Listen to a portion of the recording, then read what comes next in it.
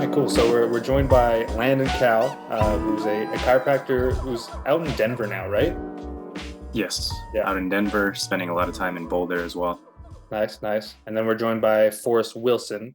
And where are you located, Forrest? Today I'm in Denver in Landon's apartment in this moment. Oh, you guys are doing the in-person but virtual, Yeah, virtually Yeah. apart. I like it. That's cool. And where are you based out of usually? usually based out of Boulder. I live in Boulder. I'm flying to Mexico tomorrow for a month, so I'll be traveling for a bit. Nice, Yeah. man. I kind of looked on your website and I couldn't necessarily find a title for you. So I'm interested kind of like what your background is, kind of if you've like gone through any sense of education and how you transitioned into kind of the model of a business or the just practicing the practice that you've delved into at this point. Yeah, that's my title is always eluding me. I think like emerging, whatever that is, has been a challenge. But um, I I I support a lot of people doing trauma work and healing work, psychosomatic healing work specifically. So um, yeah, I have a background in functional movement. Uh, trained out of trained with a group in Texas for a while. I guess I'll just leave it there. Um, and have been getting support from Nathan and from Landon recently. My um, my deepest curiosity in relationship to training at this point in time is what is it like to be in the body in this moment with less and less trauma, having resolved moments that happened in our past that were too much to handle in the moment they were happening, bringing those through to resolution and being more fully available for the experience that's actually happening right now. So I do body work and energy work and psychosomatic healing work with folks. And I also do this in collectives. So I support collectives of people doing regenerative healing work. So I could speak more on that. But maybe that's a good enough primer. Yeah, that's a solid intro. And then Landon, I know you through doing some functional patterns courses and stuff, and we've talked and communicated online a little bit. But you obviously have tied in a lot of the functional movement type of stuff that you've learned into your chiropractic practice. Is that, I assume that's kind of still how you're treating people at this point, as a mixture of like adjustment and then like movement therapy? Yeah, and it's always evolving, right? Like at first I originally thought that chiropractic could heal every single thing and all you needed to do is get adjusted and you'll be just fine. And I saw the power of that, and then I saw the limitations of that, and then wanted to include some functional movement because that's what I was doing for my own body. And so I figured, if I'm to maintain integrity, the best way to do that is to teach people exactly what I'm doing to keep my health up to standards. And hanging out with Forrest has been real helpful because he's been opening my eyes to a lot of different types of healing, like psychosomatic healing. I've always been one to combine the best of both worlds, or the best of 5 or 10 different worlds, and then apply what's most necessary to each individual person. And so, yeah, I think the heart of it is still chiropractic, which is the body basically heals itself if you allow it to, if you give it the right stimulus, if you give it the right tools, if you remove interference in this natural process. And then everything I do is just to support that, whether it's through functional movement, whether it's through um, talking your emotions out, whether it's through expressing your anger instead of bottling it down. And sometimes that means um, crying, sometimes that means laughing a lot, sometimes that means just being totally present.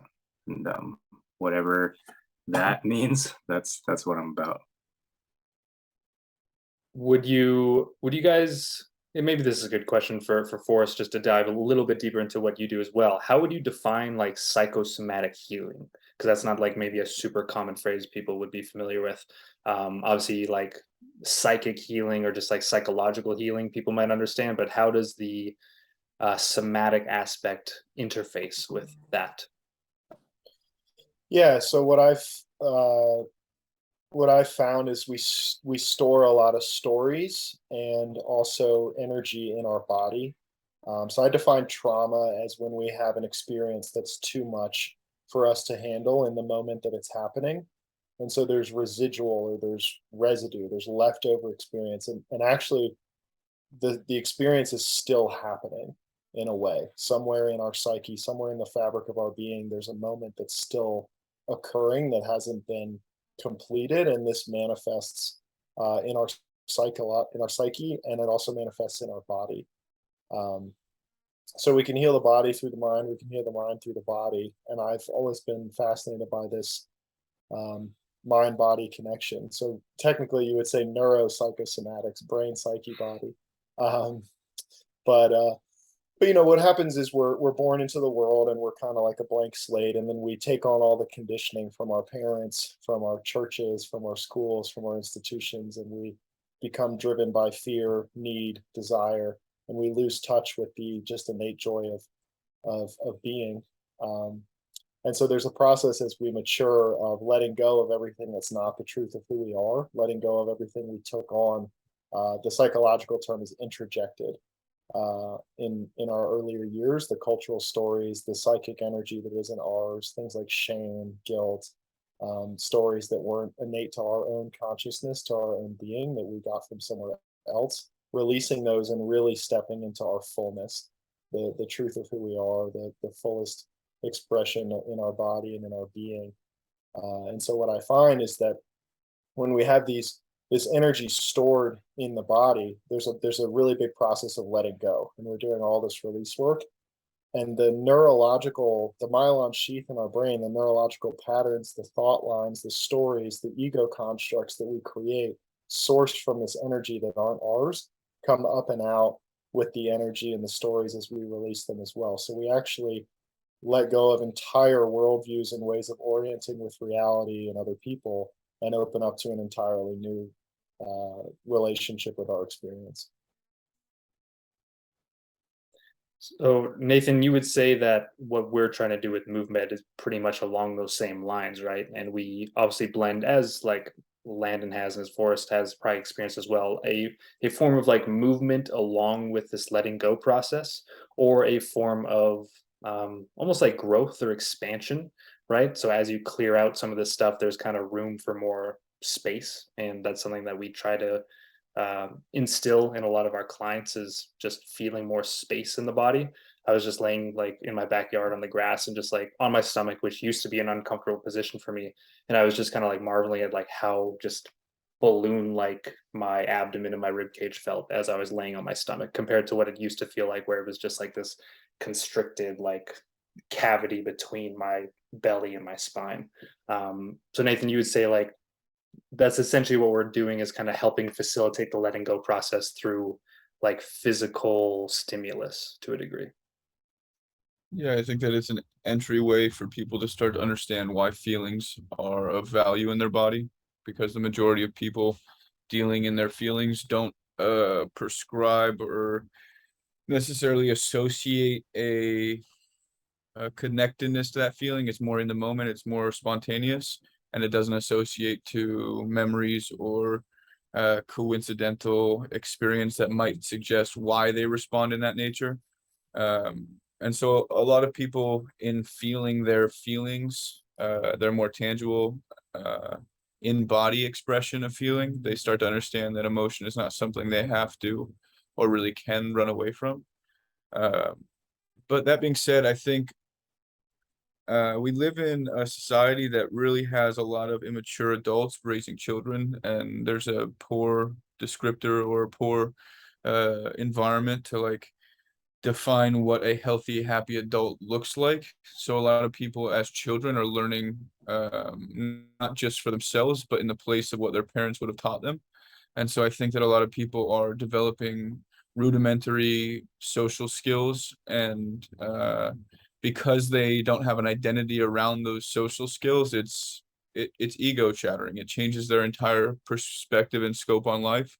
And so it's really dependent on what the person's looking for. I'm not necessarily a somatic therapy coach, but there is a whole like underlying tolerance of feeling and sensation that men should have, I think, so as to better understand their more visceral bodies. And um, in the same, most people have connected associative behavior profiles for if I'm in this posture or if I'm unwell in this area of my body. So I started out really defining how it would best benefit me, and that was as a dude with some trauma and some physical issues. So I needed to make sure I could not only feel my feelings, but have them be justified in my body. So I wasn't also restricting my ability to be coherent to the feeling or be coherent to other things going on in my environment that came up after the feeling. And in building out more skill, instead of being so definitive around working with men, I was like, no, this is something that can do with people of all ranges. Because I didn't even want to work with athletes in the first. I wanted to work with people who were rehabilitating from that point. But then I understood that everyone's to their varying degrees removed from their own experience, and in any way meditation or any self-supportive behaviors get them to be more present to themselves. I'm making people do that, but in a more neurologically bioavailable way, so it's not specific to the thinking feeling, it's more specific to how the body responds to the stress, the threat, the feeling, whatever. So to answer your question, not with intention. I'm not doing the same thing, but it does come up often because a lot of people need some understanding when they're doing stuff that makes their body feel strong things.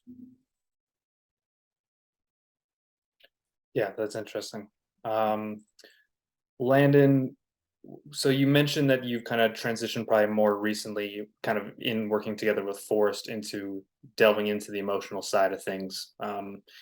How do you know that a client is kind of like ready for that, I guess, or what instances does occurs that makes it so you want to like kind of talk through or be like, hey, I know you're here for your physical stuff, I know you're here for your back pain or whatever, but like what's going on like at home or whatever, and how do you kind of like smooth out that transition so the person doesn't get all like threatened by you like investigating that? Totally, totally. Yeah, it's definitely not something that can be forced upon somebody, in my experience. It's a much more intuitive sensing. You know, if they're coming in and they're um, not really making eye contact and they're thinking about something here and they're not really fully engaged, you know, that just lets me know, like, okay, well, their mind is not really here right now and it's somewhere else. And I'm not going to go in there and say, like, um, hey, how's your mom and dad? You know, I'm not going to ask them that. I'm just going to ask them, like, hey, what's going on?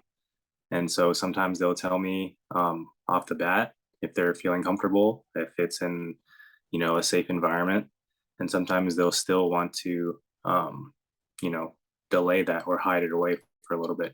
And so I'm not going to pry it out of them. I'm just going to be present with them, and I'm going to clear my space and my energy and allow that possibility to exist. And if they're open to it, when I just ask them another question, they'll start diving into it themselves. And so it's usually not like, today we're going to work on your relationship with your sister. You know, it's usually just like, hey, what's up, man? Like, it seems like you're a little bit off. Like, is everything okay? And then what's been profound is like, as we're doing some of these like cueings, or even when I'm doing myofascial release, there'll be this sense of almost like a magnetism when I put my hands on somebody's body, and it's like everything is telling me to go towards here, go towards here, go towards here. And then as we start to do some deeper breathing, and as we start to do some you know, physical releases in the body, there will be something that happens that that I don't even really fully, I can't even really put it into words, because it's like I don't really know what's going to happen. All I know is that we're working together and it's guiding us through this energetic emotional release. And sometimes, you know, many times, especially recently, it's been showing up as this like rhythmic pounding and guiding of this energy up and out of the body. Um, and then, you know, after a very emotional and intense release, you know, we hold the space to talk about like, what the fuck was that? Or like, what was your experience? You know, how was that? You know, what was that? And so it's, you know, you can kind of just tell. You can kind of just tell when people are wearing something on their face, or they're wearing something on their back, or they're wearing something on their in their core, right? When they feel disempowered or they feel defeated, right? A lot of times you can tell something's up just by looking at their overall posture. Yeah, yeah, that's but I know Forrest does a lot more specific work into um, processing emotions and deep traumas through um, conscious awareness. And maybe you can explain a little bit more about like that side of things. Yeah, thanks, Landon. What's interesting for me hearing you that I really want to point to is I'm really passionate about freeing what's underneath the stories and under the emotions. So we have the energy that's trapped underneath the story or the emotion that I actually, I really keep people out of the mental processing and talking about our feelings so much. Like, it's not like a talk therapy thing because, well, I don't need to go into why that is, but what I'm really interested in doing is getting to what's underneath the stories and the symbols and actually liberating that energy. What I find, and in what Nathan has even helped me discover in the work that we've done together, is that like so many of us are walking around in fight or flight mode in day-to-day life and we're not aware of it.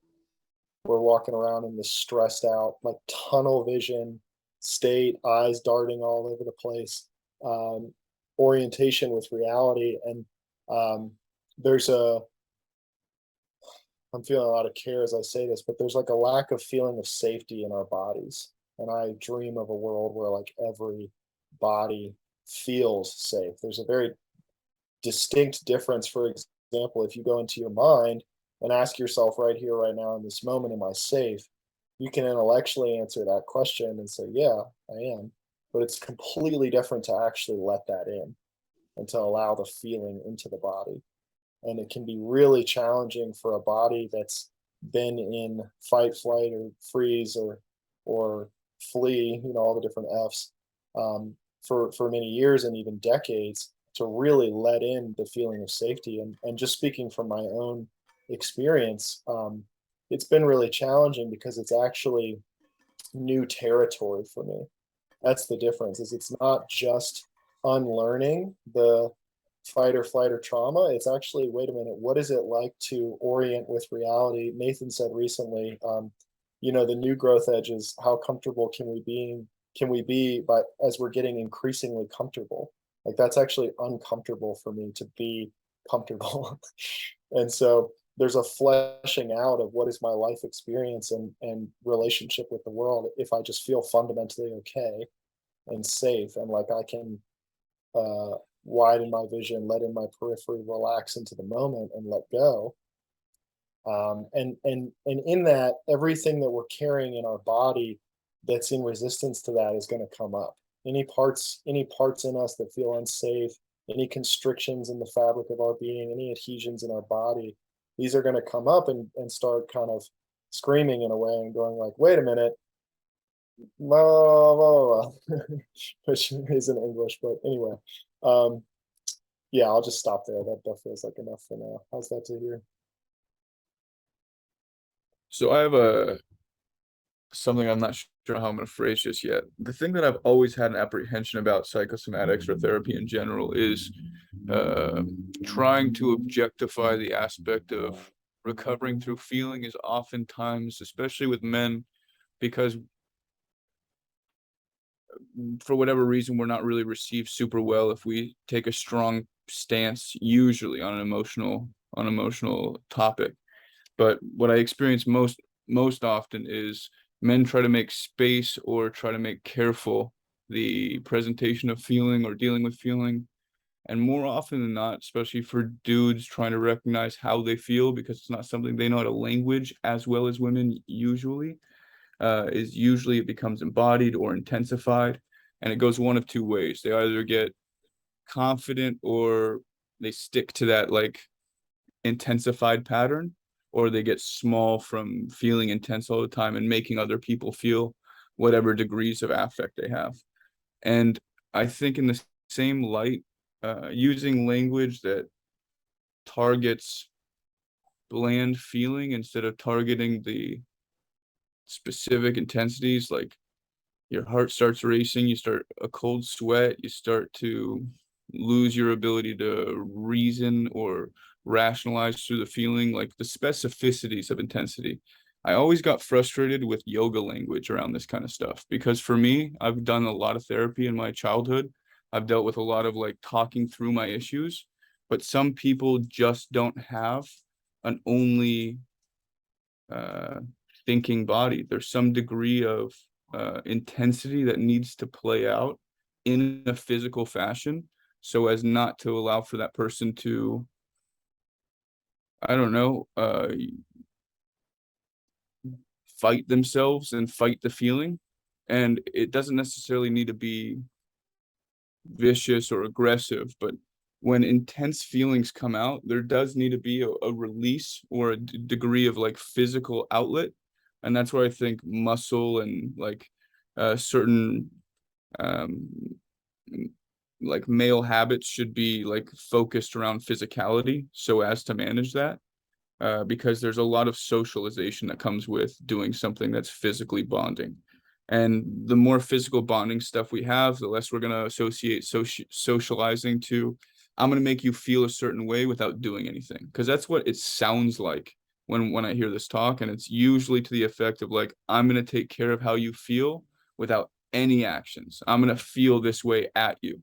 I'm not saying that's what you're doing, but I am saying that's my big issue with conversation like that. And I think that's the exact opposite route. Like uh people who talk about, I think specifically Naudi talks about controlling your emotions or your expressions or whatever and the like. And if you're not doing that, then you're going to depreciate what your focus is elsewhere. We need a language or ability to reason, so to speak, with our feelings, but we don't want to compartmentalize them and turn them off.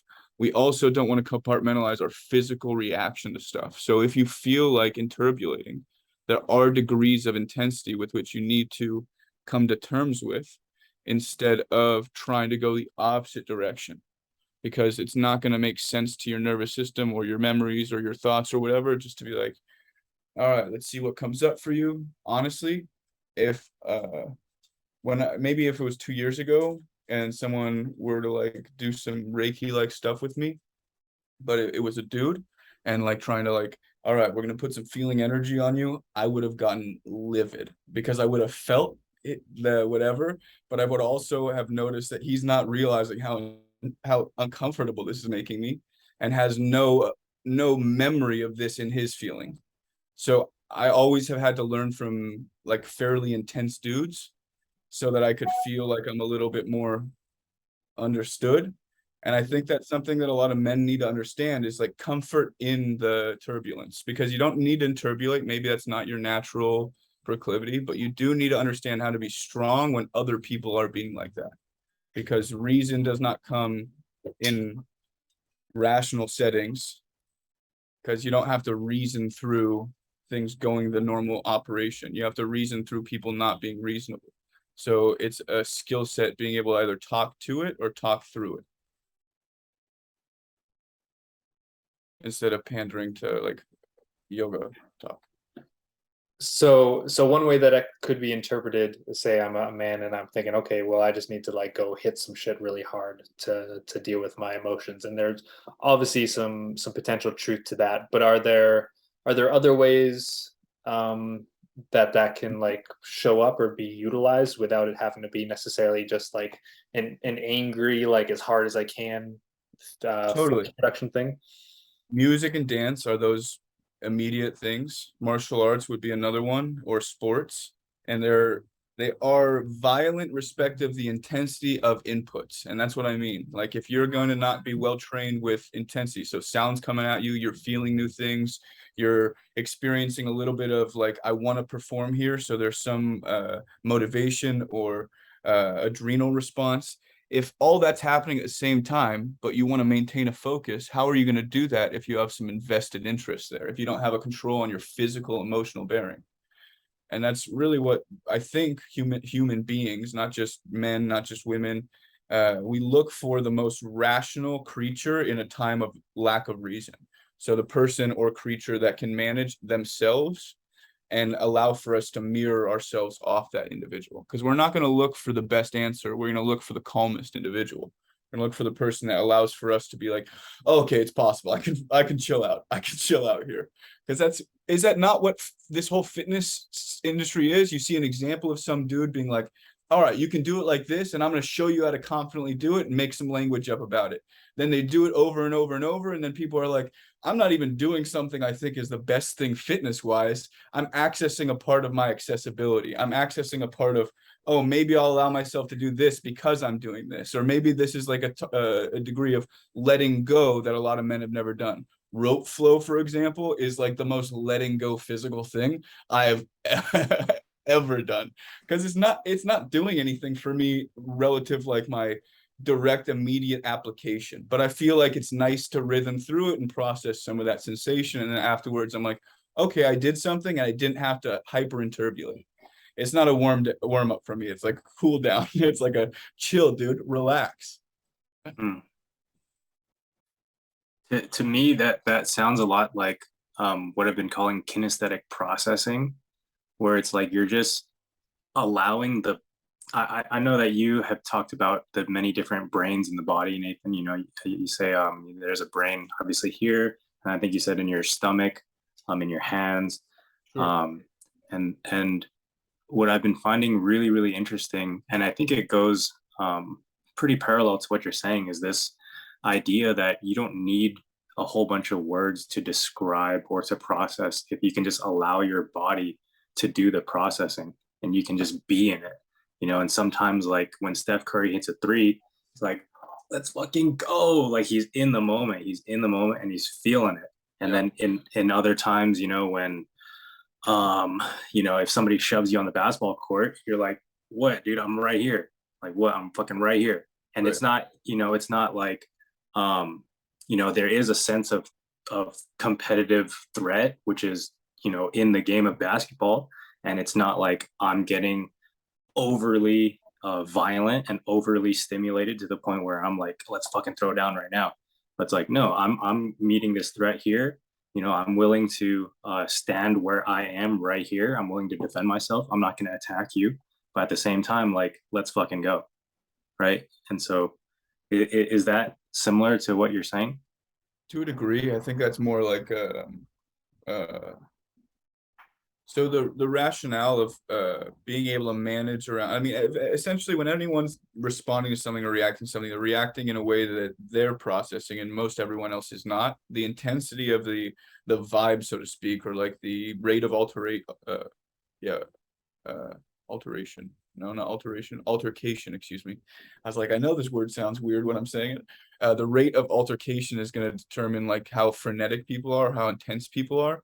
But MovMed is building out a foundation of parasympathetics, not in like a vague sense, but like there's a definable degree of physical like mass, biomass in certain areas that if it's properly connected, that is, if it's well connected to your brain neurologically, there's good sensation or good feedback input output wise, then that tissue is going to be essentially a buoyancy or stability measure that doesn't interface with your thinking mind.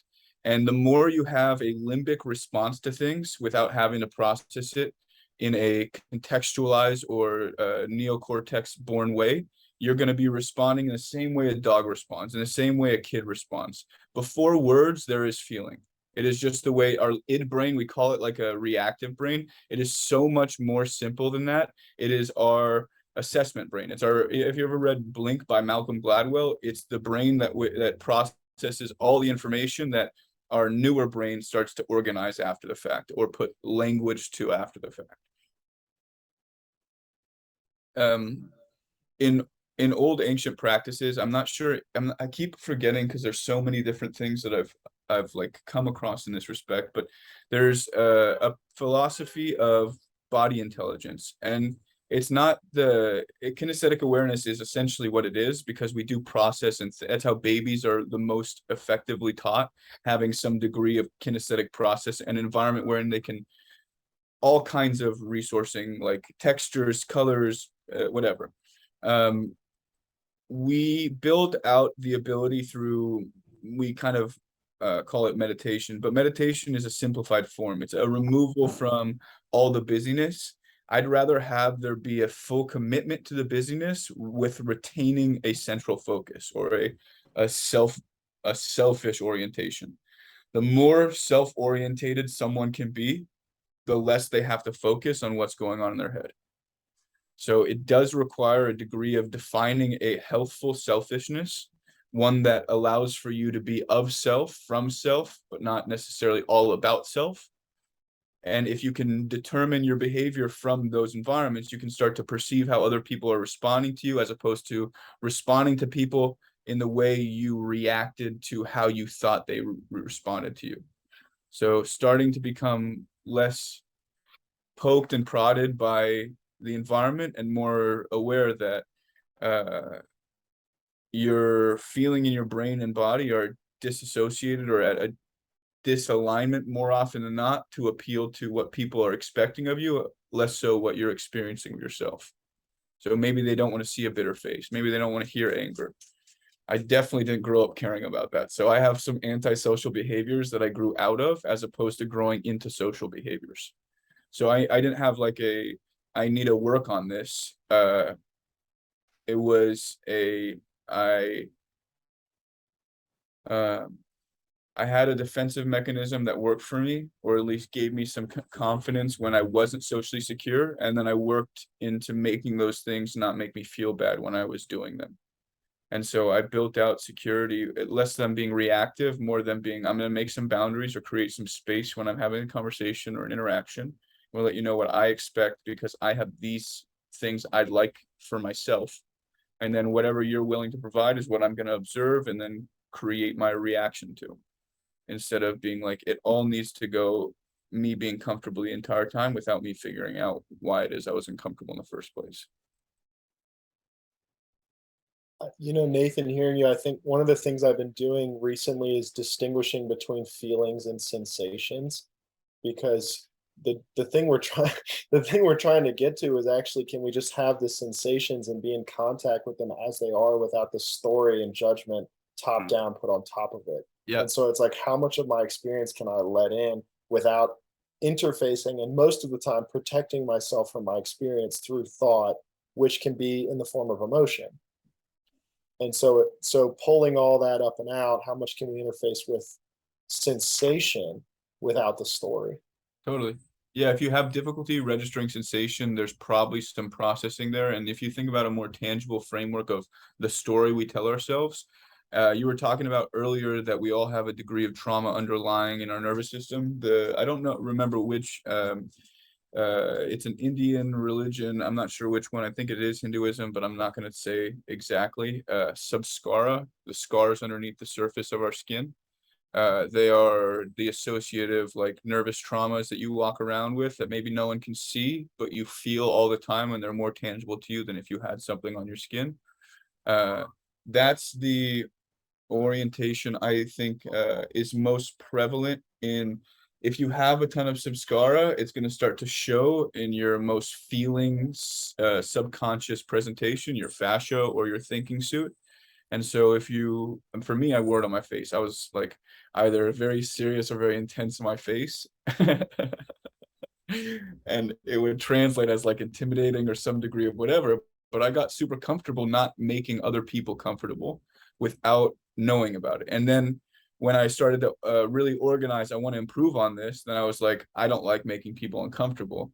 But I realized that in trying to develop skills that didn't facilitate my full comfort, I was making myself uncomfortable at the comfort cost of like you know what I'm saying? So I was like,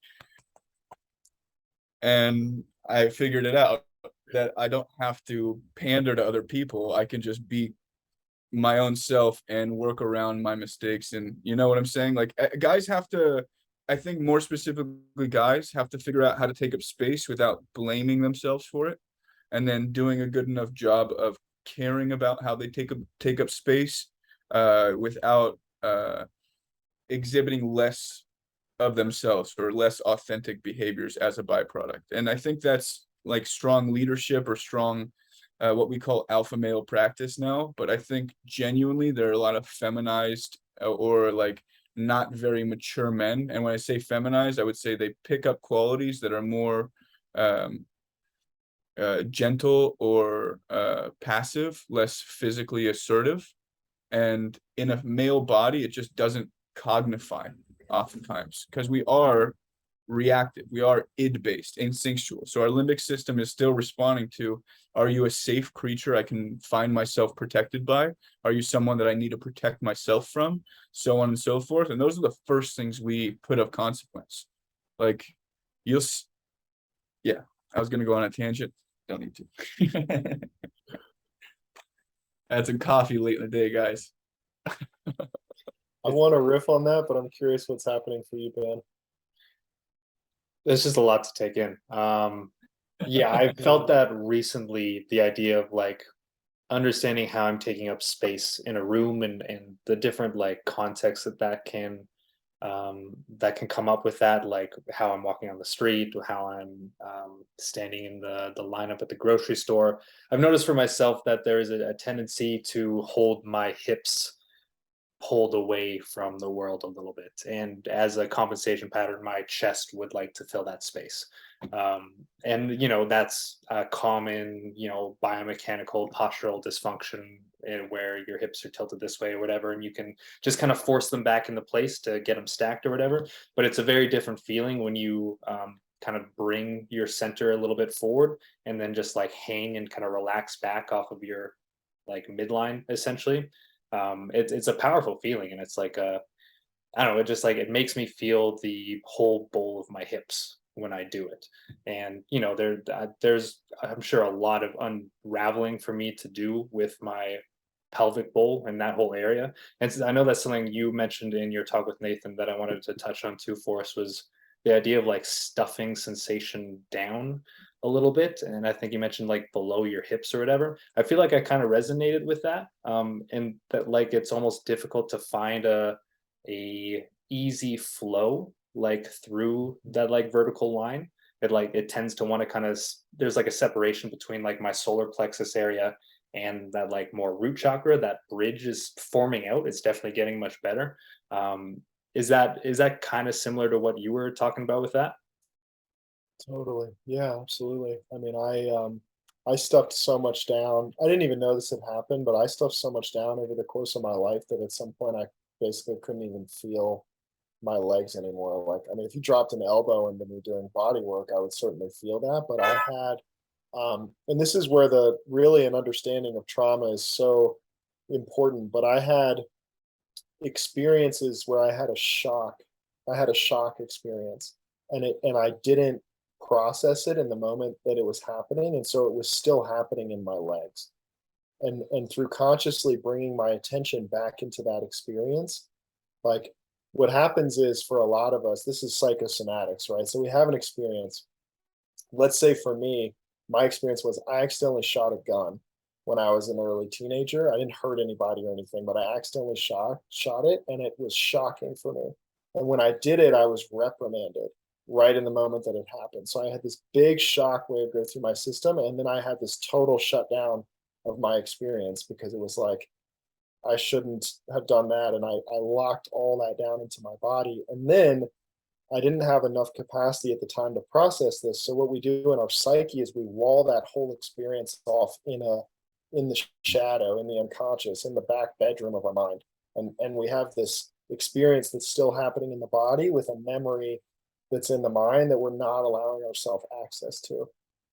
I'm just taking a breath here because I know we're talking about things that can bring stuff up for us. So I'm just creating a little bit of space. But what ultimately I've been able to do is, in the presence of some other people holding me, bring my awareness back down. And this is not the only thing that's been in my legs. I mean, I've got lifetimes of stuff in my legs, but bringing my experience back down, the memories came back and I remembered it. And then there was, from the place of resourcefulness that I have now, a capacity to actually completely experience in a way, in the sense that the Forrest in me in that moment felt the love and care and forgiveness and compassion that I actually needed in that moment, to go, okay, I made a mistake. No one got hurt.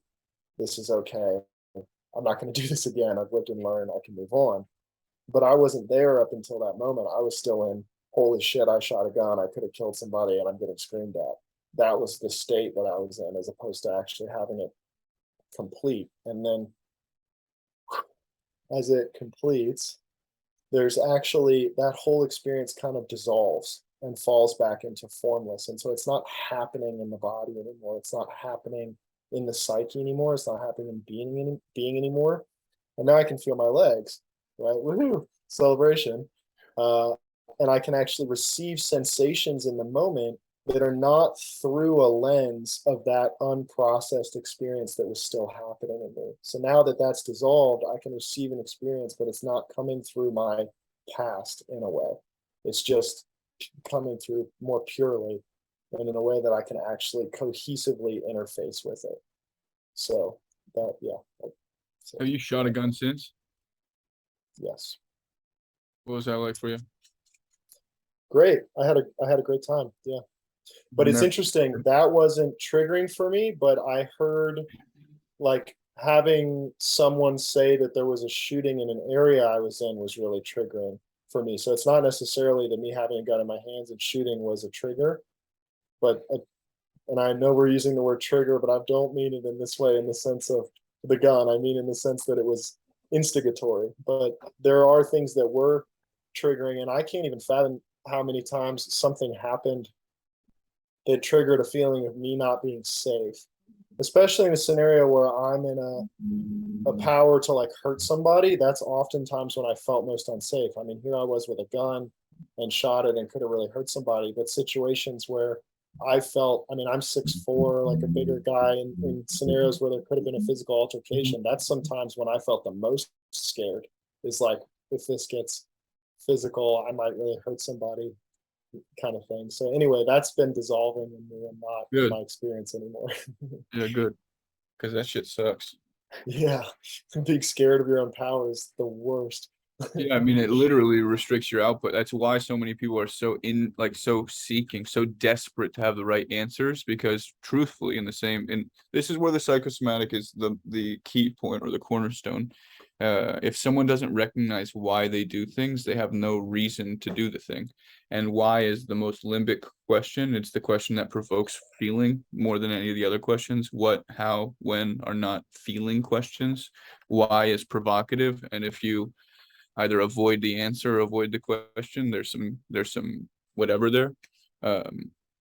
We don't want to feel certain things, so we avoid certain things. And if we don't have a provocative why, it's not necessarily an I don't know that underlies it. It may be a lack of clarity inside. So it's, you do know, but every single time you touch closer to it, it makes you scared of that feeling. And so it's much better to facilitate a schema in your body, so to speak, that allows for you to hold your body up, that isn't scary.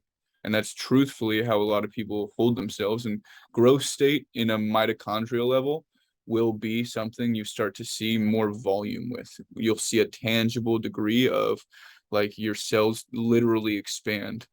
And if you do that over the course of trillions and trillions of cells, you'll see a tangible expansion through your body. The difference being, if you are in a state of fighting the feeling, as opposed to encouraging a full, like, I'm okay with this, there's going to be a degree of fuel and energy expended on maintaining or generating the stabilizing energy or the thinking energy that has you managing your system. And so you don't get to be reactive anymore. You have a full administrative block in your brain committed to, we don't get to do anything that's like these people anymore. We have to do it like this. And so if you're figuring that your body works in those systems, you're essentially saying every single time one of these things comes up, nope, nope, doesn't make sense. Nope, nope, doesn't make sense. Nope, nope, doesn't make sense. And if you organize your brain like that, you're a lunatic. For real. You're going to drive yourself Oh. crazy. It's going to be unhealthy. It's going to be like it. I used to throw up all the time because I couldn't figure out how to get myself to feel the way I wanted to, because my environment wasn't safe for me growing up. And so I didn't have the ability to let go in that environment. I had only the wherewithal to be like, I need to feel better. I want to feel better. I don't want this to get worse. So something had to move or something had to let go. So I was never stuck, because I was moving around a lot, I think, in some respects. And there was always like, if I wasn't, I would feel the injury or feel the heaviness from a young age.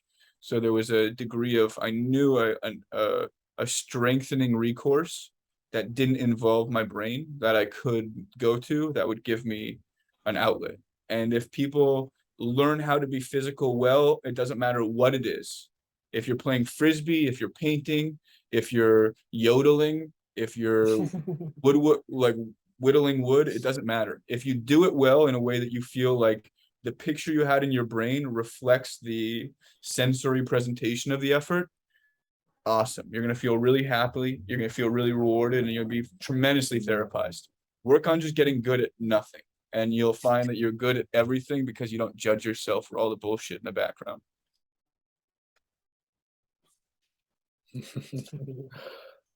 So I know the three of us, not Nathan, have experience with like functional patterns where, as opposed to there being an allowance for mistakes, and instead of you just trying to like be yourself and maybe like, work on yourself and improve things, there's a tendency to want to really do it well, do it right, do it perfect, because until you do that, you're dysfunctional. And it's not even just like functional patterns. I think the whole fitness industry to a point can like create that. FP might just be a little more of an extreme example of that, but I have clients that have like no idea what that is, and I can see them like slapping themselves on the wrist every time they notice that they're out of alignment or whatever, that they're a little lean forward when I've told them just to sit back a little bit. They don't like notice and like quietly kind of put themselves back to where they might feel a little more stable. They like reprimand themselves for having fallen out of that stability in the first place, which I would, if you guys have tips on how to like help somebody come out of that behavior besides just like graded exposure and basic comfort over time, I think that would be an awesome topic for us to hit on. But both you guys have kind of transitioned away a little bit from the FP experience, right? Would you say that was kind of one of the main drivers of you thinking, oh, maybe there's more elsewhere, or maybe I need to be wary of how far down this rabbit hole we go? Yeah, for me,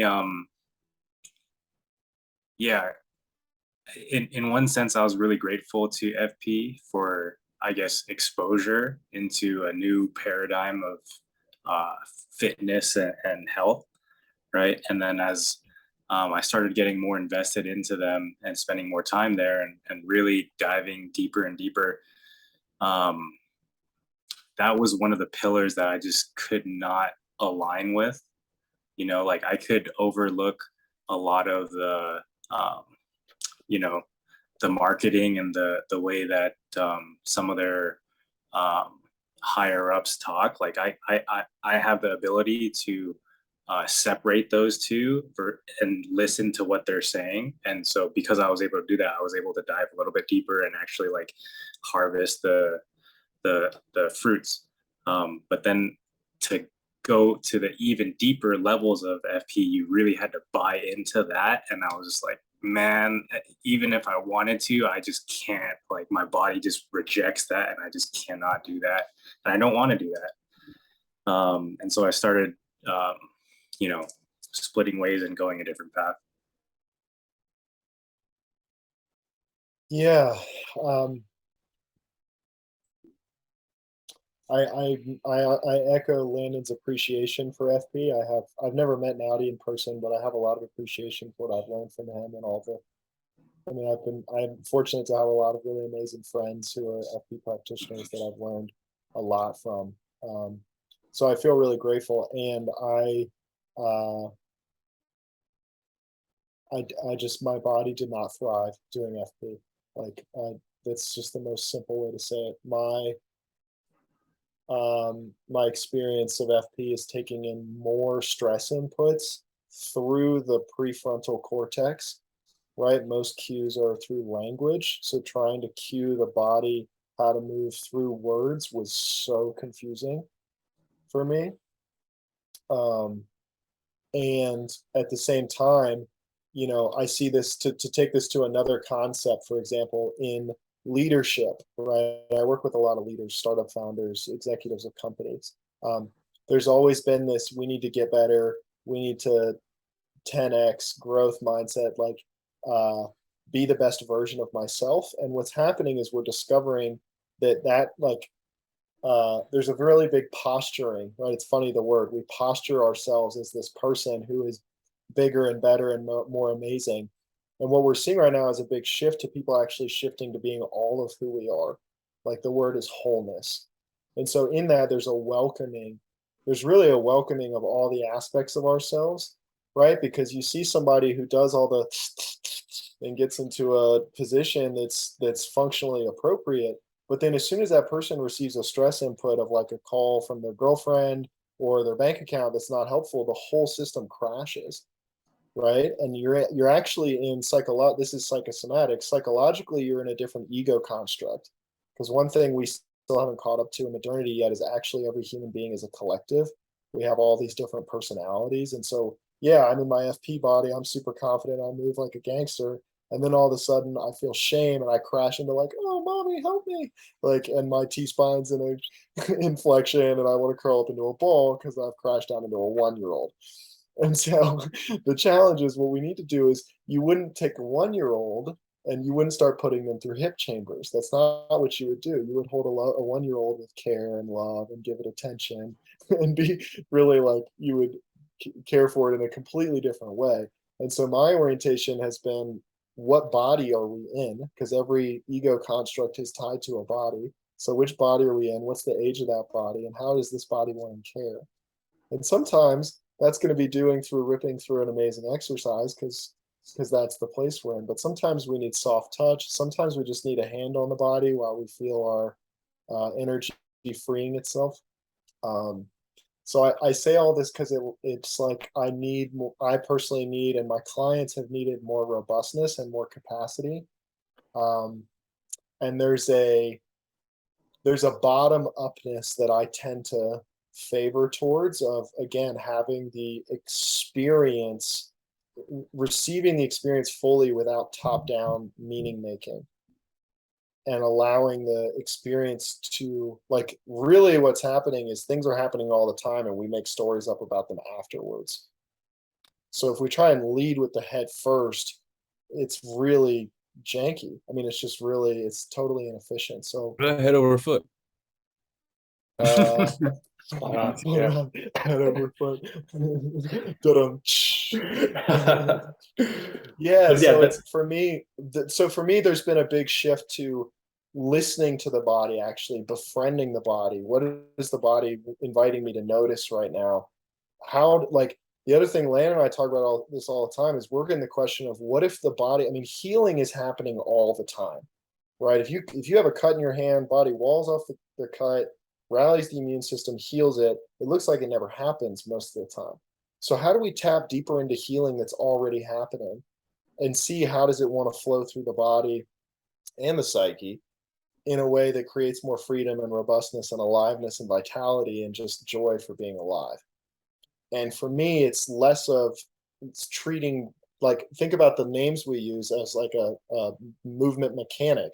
Like, I don't look at bodies like cars, right? What if, instead of looking at a body like a car that needs to be taken in for oil change every once in a while, what if we looked at it as a robust ecosystem that's alive and breathing in this moment right now? And we tend to it the way we tend to a garden or a baby. Like that's the relationship with the body. That's Yell at it. I'm just kidding. yeah, right, exactly. Okay, I have to get going. I have to get going. I have a client right now. Sorry to cut you short. No worries, no worries. Yeah, we'll have to chat more, and we'll get more into like any questions you guys have about MovMed stuff in the next one. Yeah, But, please. Yeah, that'd be awesome. That would be amazing. yeah, thanks for stopping by, guys. It was awesome to chat. Have a great Appreciate you weekend. both. Thanks for coming Yeah, up. see you all. That's really, thank you. Later, homies. Yeah.